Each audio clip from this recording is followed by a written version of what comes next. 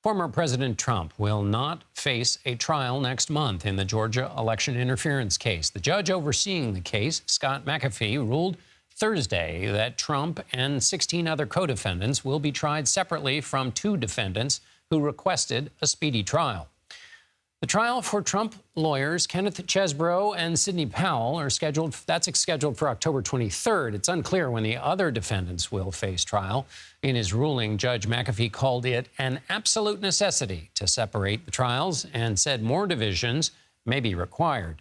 CBS News congressional correspondent Nikole Killion joins me now. Nicole, Fulton County DA Fani Willis argued to keep all the defendants in one trial. Why did the judge not do that, and what does that mean for the prosecution?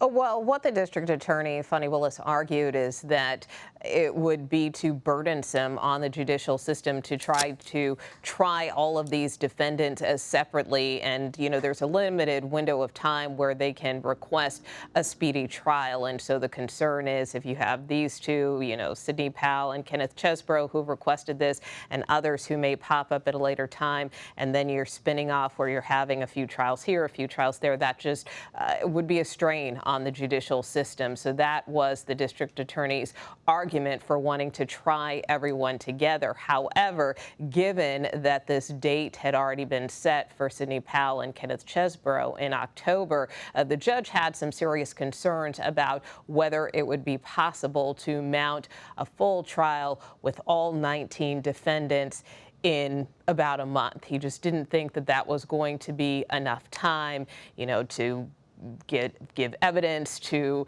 you know, the opposing counsel, to select a jury. I mean, there's a lot that goes into a trial, as you know. So that was part of the reason why the judge didn't move forward in granting that request by the district attorney. And the trial for the 2 co-defendants, Chesebro and Powell, whose images were just up there a moment ago, that'll start in October, and there will be a presidential campaign on.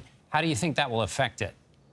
Well, we'll see. I mean, obviously, this is taking place ahead of the presidential cycle. I mean, we're not going to, for instance, be in the midst of primaries when this trial kicks off next month. But it obviously does keep this indictment in the news in the run-up to, of course, the election. And quite frankly, these 2 trials may not necessarily run that long. We do know that the district attorney has said that any potential trial will likely take about 4 months and could span about 150 witnesses. Now, that's if everyone was tried together. In the case of Kenneth Chesebro and Sidney Powell, it's not expected to be as involved since they are being indicted on specific charges.